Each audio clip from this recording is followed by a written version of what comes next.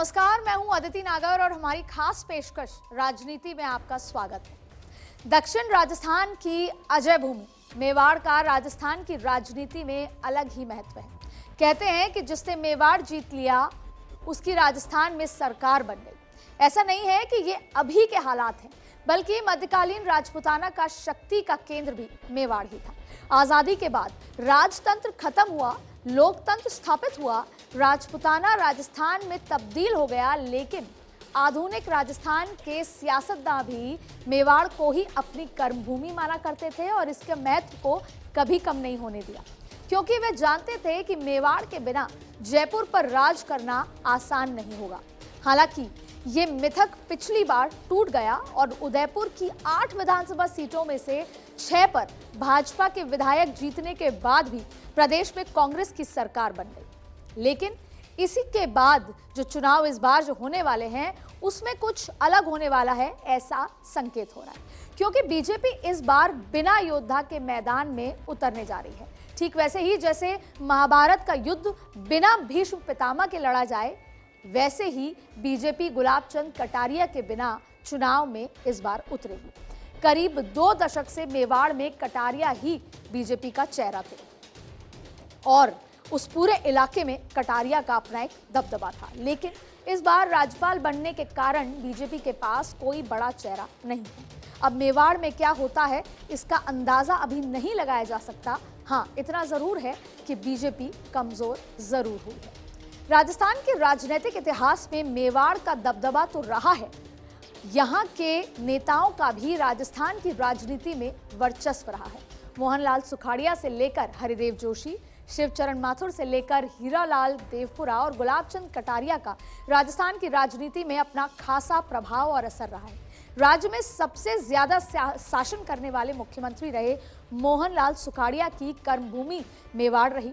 हरिदेव जोशी ने मुख्यमंत्री बनकर वागड़ को सियासी पहचान दिलाई। बीते कुछ सालों में ऐसा सियासी उबाल देखने को मिला कि यहाँ कमल ने पंजे को पीछे छोड़ दिया।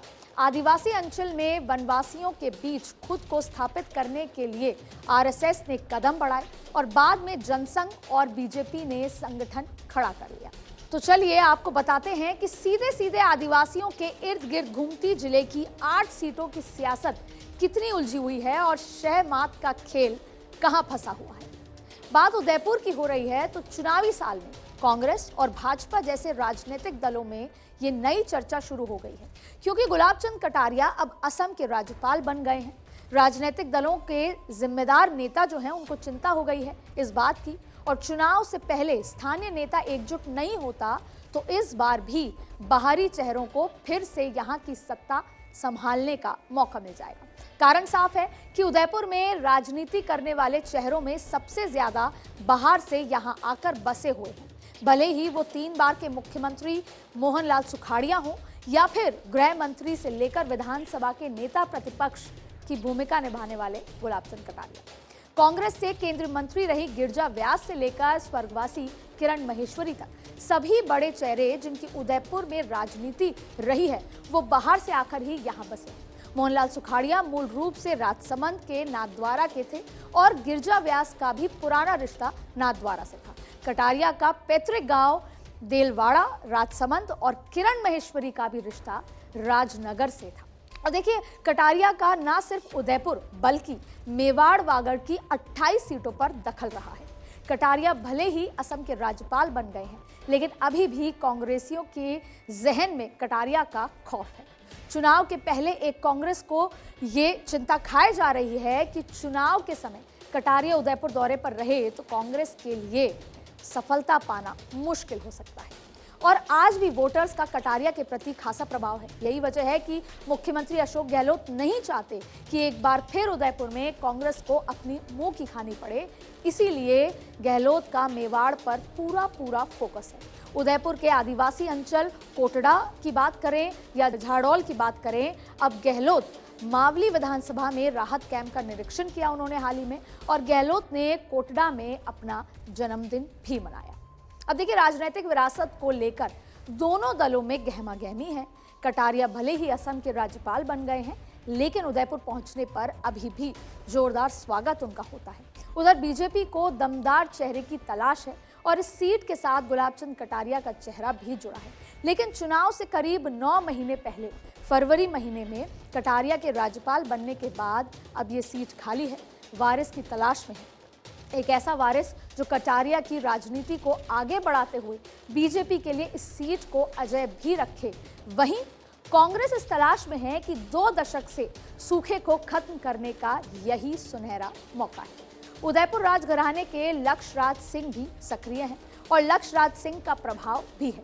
चर्चा यहां तक है कि कटारिया के वारिस के तौर पर लक्ष्य राज सिंह को बीजेपी उतार सकती है। कई बार ये चर्चा भी सामने आ चुकी है कि लक्ष्य राज सिंह चित्तौड़ से सांसद का चुनाव लड़ेंगे। कभी कभी उदयपुर से सियासत में कदम रखने की चर्चा भी आती जाती रही है। लक्ष्य राज सिंह के उदयपुर से सियासी पारी के आगाज में एक पेच फंस सकता है।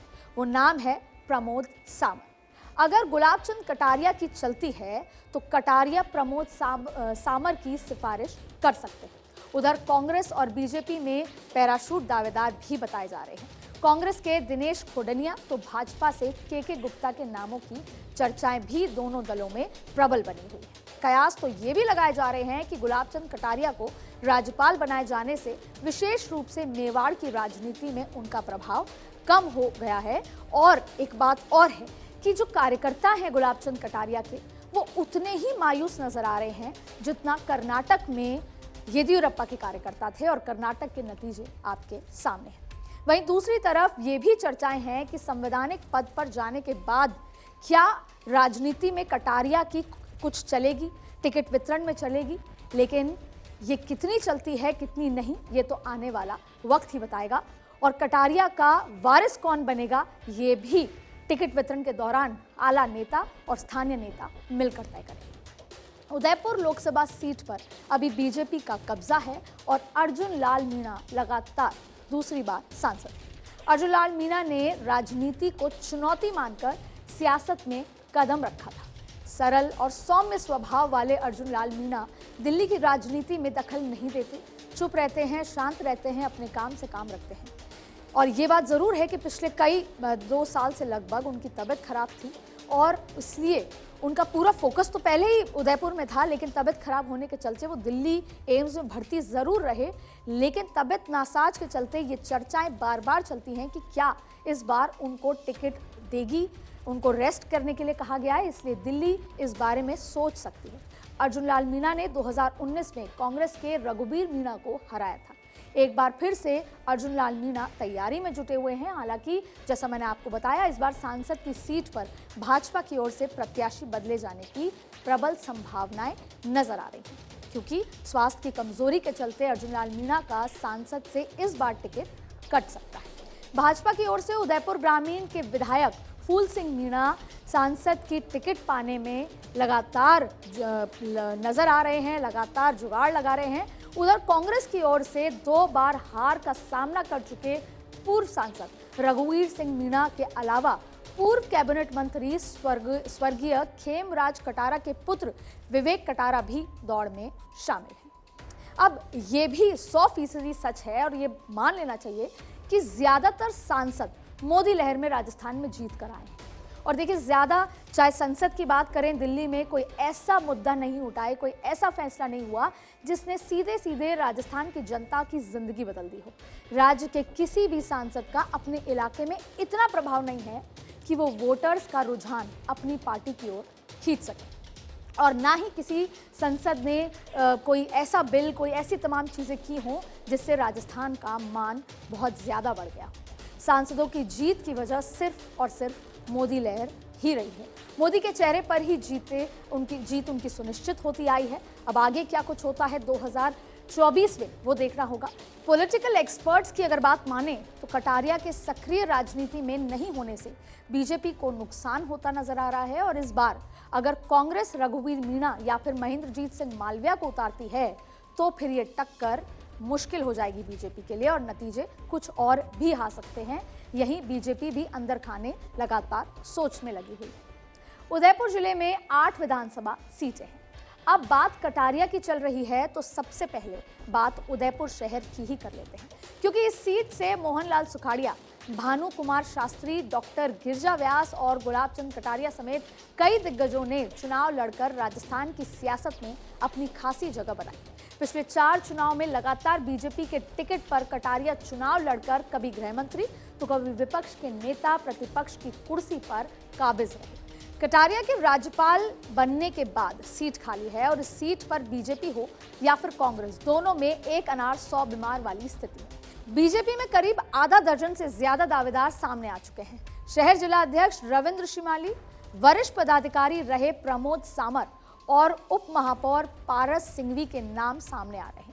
हालांकि प्रमोद सामर के नाम की कटारिया सिफारिश भी कर सकते हैं, क्योंकि ऐसा लग रहा है कि वो काफी करीबी भी हैं और ऐसे कुछ हालात कांग्रेस के भी हैं।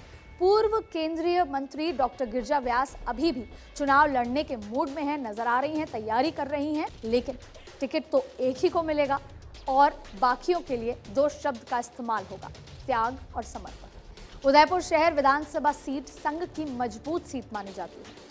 जीत के फैक्टर्स में जैन ब्राह्मण वोटर्स का सबसे ज्यादा जो है इम्पैक्ट है और सबसे ज्यादा मतदाता जैन है। इसके बाद दूसरे नंबर पर ब्राह्मण समाज के भी वोटर्स किसी प्रत्याशी की जीत को अहम माने जाते हैं, उनके लिए बहुत इम्पैक्टफुल होते हैं। इसके अलावा ओबीसी वोटर्स भी निर्णायक संख्या में है। कटारिया की जीत के पीछे जैन ब्राह्मण के साथ साथ मुस्लिम वोट बैंक का साथ होना भी माना जाता रहा है। 2018 के चुनाव में कटारिया ने कांग्रेस के दिग्गज नेता गिरजा व्यास को हराया था। आदिवासी बाहुल्य सलुम्बर सीट अपने आप में इतिहास समेटे हुए। सलुम्बर की धरती पर त्याग और समर्पण का इतिहास आज भी मौजूद है। हाड़ी रानी ने विवाह के 7 दिन बाद अपना शीश खुद अपने हाथों से काटकर अपने पति को निशानी के तौर पर रणभूमि में भिजवा दिया था। पति को फर्ज याद दिलाने के लिए किया गया ये सबसे बड़ा बलिदान था। बरसों से मिथक था कि सलुम्बर से जो जीतता है सरकार उसकी बनती है, लेकिन 2018 के चुनाव में ये मिथक टूट गया। कांग्रेस की बागी रेशमा मीणा ने रघुवीर सिंह मीणा को हराने का काम किया और बाजी बीजेपी ने मार ली और अमृतलाल मीणा विधायक बन गए। हालांकि 30 सालों से सलुम्बर नगर पालिका में काबिज भाजपा के किले को ढहाकर कांग्रेस ने चेयरमैन बनाया। गहलोत ने सलुम्बर के जिले की सौगात दी और जिसके बाद से सियासी समीकरण बदल गए।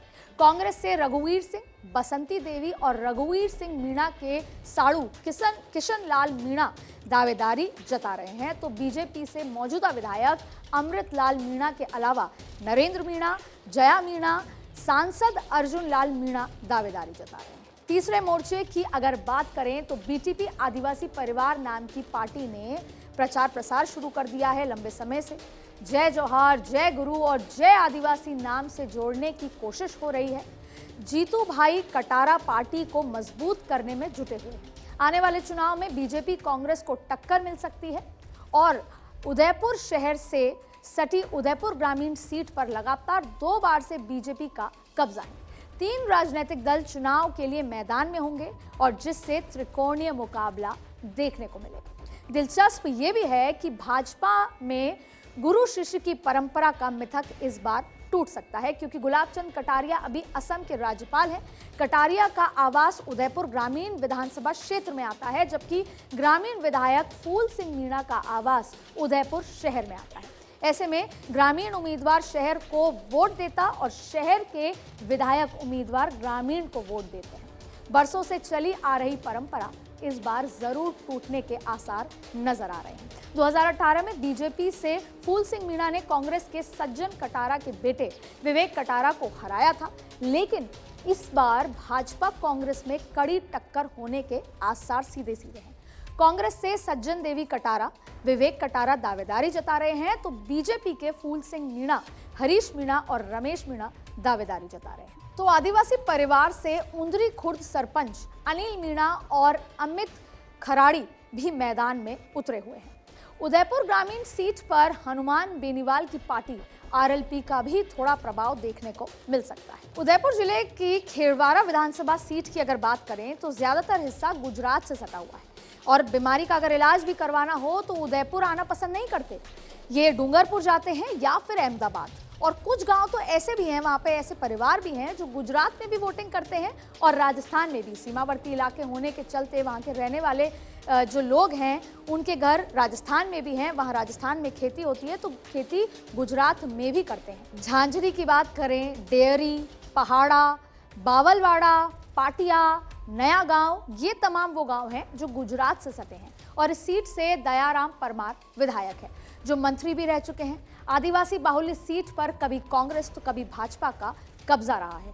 पिछले चुनाव में बीटीपी के प्रवीण परमार ने मैदान में उतरकर त्रिकोणीय मुकाबला बना दिया था और इस बार बीटीपी भी धरातल पर काम लगातार कर रही है। काकरी डूंगरी प्रकरण और आदिवासी मुद्दों पर मैदान में उतरने का ऐलान कर चुकी है और प्रवीण परमार को उम्मीदवार बनाया जा सकता है। ऐसे में बीजेपी की बात करें तो ममता मीणा, नानालाल आहारी और बात करें तो शंकर खराड़ी, सांसद अर्जुन लाल मीणा भी दावेदारी यहां पर कर रहे हैं, जबकि कांग्रेस से दयाराम परमार के अलावा बंशीलाल मीणा भी दावेदारी जता रहे हैं। विधानसभा चुनाव में 6 महीने बाकी हैं और बीजेपी कांग्रेस ने अपनी अपनी तैयारी शुरू कर दी है। मुख्यमंत्री अशोक गहलोत ने 3 मई को अपना जन्मदिन गोगुंदा क्षेत्र में मनाया। देवला पंचायत समिति और जसवंतगढ़ को पीएचसी की सौगात भी दी और बजट में सायरा को सीएचसी की सौगात दे चुके हैं।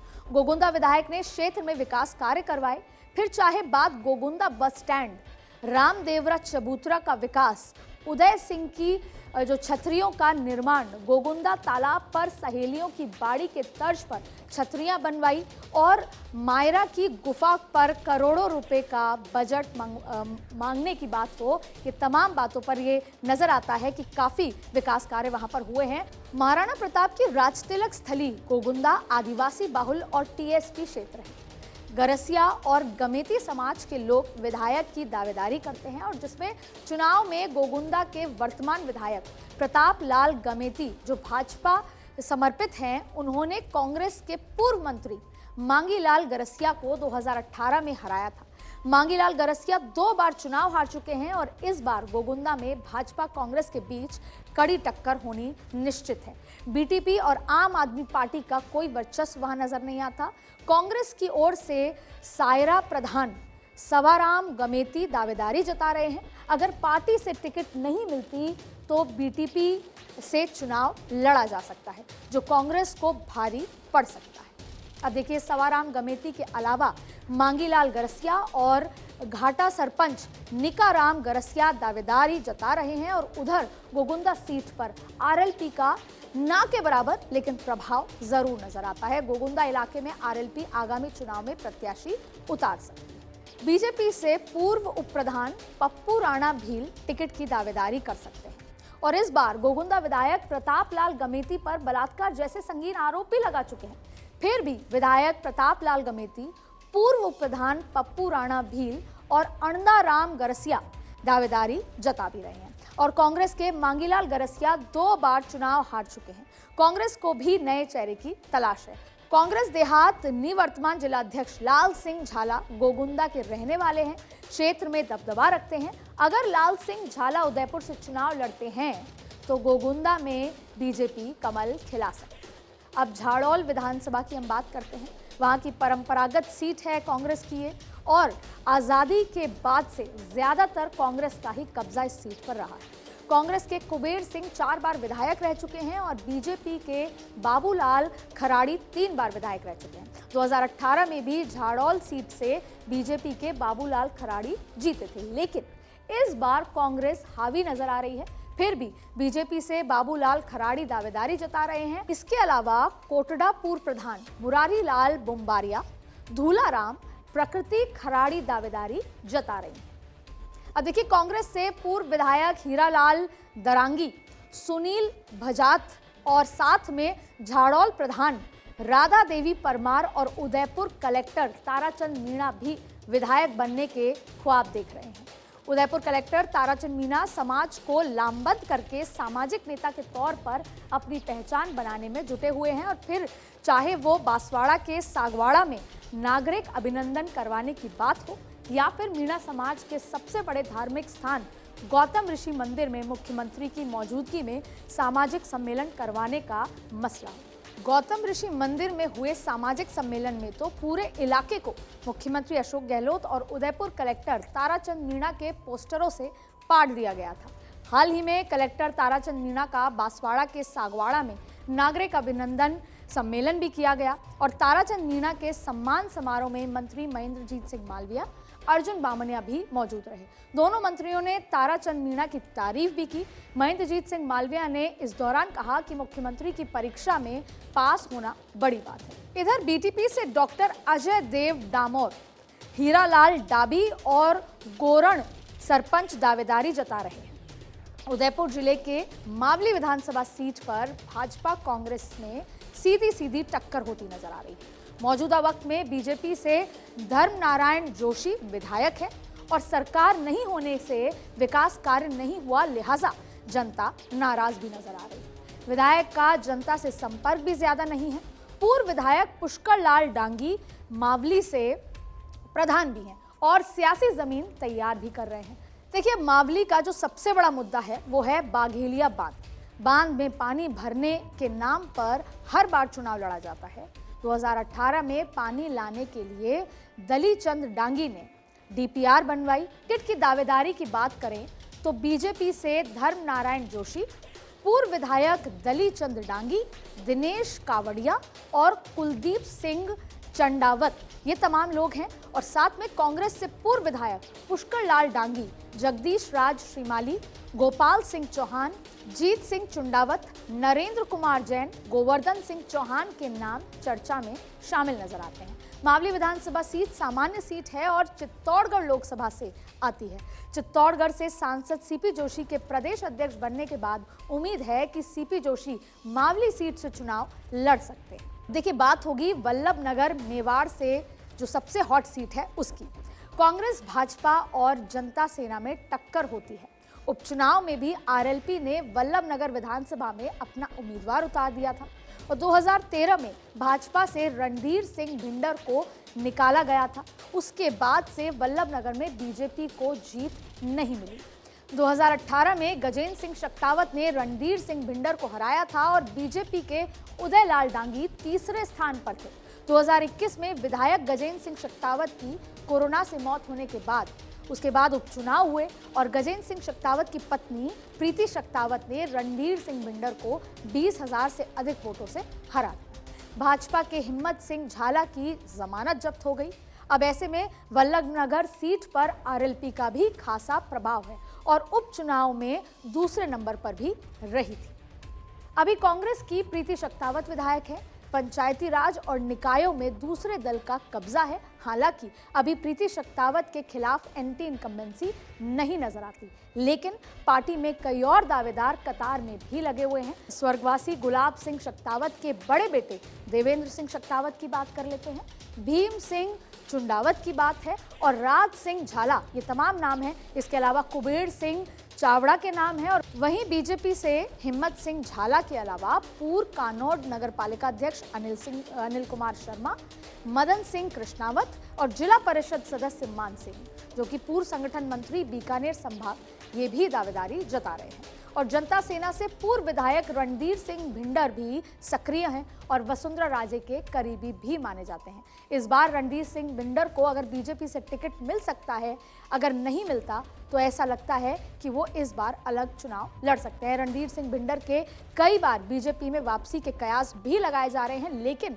गुलाब चंद कटारिया से अदावत के चलते भिंडर की वापसी नहीं हो सकी थी। हालांकि अब कटारिया राजस्थान की राजनीति से दूर है। ऐसे में जनता सेना सुप्रीमो रणधीर सिंह भिंडर के भाजपा में आने की संभावनाएं थोड़ी बढ़ जाती हैं। अगर बीजेपी में वापसी नहीं होती है तो वल्लभ नगर से 4 धड़ों में चुनाव का मुकाबला देखने को मिलेगा और इसका सीधा सीधा फायदा कांग्रेस को मिल सकता है। लेकिन आरएलपी, बीटीपी और जनता सेना के साथ आने के कयास लगाए भी जा रहे हैं। अगर ये तीनों साथ आते हैं तो समीकरण पूरी तरीके से बदल जाएंगे। रणधीर भिंडर मेवाड़ में इसकी तैयारी भी लगातार करते नजर आ रहे हैं अंदर खाने। अगर वसुंधरा राजे को कमान मिलती है तो राजे का आशीर्वाद भी भिंडर को मिल सकता है। फिलहाल कर्नाटक के नतीजों ने एक बात साफ कर दी है कि राष्ट्र मुद्दे और राष्ट्र चेहरे जरूरी नहीं कि विधानसभा में कोई चमत्कार कर सकें। लेकिन अगर रीजनल पॉलिटिक्स में पैर जमाने हैं तो फिर स्थानीय मुद्दे और स्थानीय चेहरों का अपना एक महत्व होता है और उनको आगे करना, चुनाव में उनको आगे ले जाना जरूरी है। कर्नाटक चुनाव के नतीजों से ये बात समझ आती है कि कांग्रेस ये बात समझ भी चुकी है और स्ट्रैटेजी को आगे लागू भी करेगी। लेकिन देखना होगा कि क्या राजस्थान के चुनाव में भाजपा स्ट्रैटेजी के साथ उतरेगी या नहीं, ये आने वाला वक्त बताएगा। कर्नाटक के बाद पूरा फोकस अब राजस्थान पर आ चुका है। अब देखना होगा, एक बात बहुत अजीब है जो आपको लगातार चुनाव में देखने को मिलेगी कि विकास विकास है, लेकिन एक पार्टी कहती है कि मेरा विकास विकास है और उस पार्टी का विकास भ्रष्टाचार है। अब देखना होगा कि राजस्थान की जनता मोदी के विकास पर मोहर लगाती है या अशोक गहलोत के विकास पर मोहर लगाती है। लेकिन आपको एक बात साफ कर दें कि फर्स्ट इंडिया के तीनों जिलों में बीजेपी कांग्रेस की हकीकत हमने आपको बताई, तीनों जिलों की हर सीट की हकीकत आपको बताई। ये बात और है कि हो सकता है कई नेताओं को ज़मीनी स्थिति जानकर बुरा लगे जो हमने बताई है, या किसी को अच्छा भी लगे। कुछ नेता तो फर्स्ट इंडिया के सर्वे देखकर अपनी सियासी ज़मीन को मजबूत करने में जुट जाएंगे, तो कुछ जोड़ तोड़ की राजनीति में माहिर खिलाड़ियों नए तरीके से आगे बढ़ेंगे। लेकिन आज के लिए इतना ही। तब तक बने रहिए फर्स्ट इंडिया पर। नमस्कार।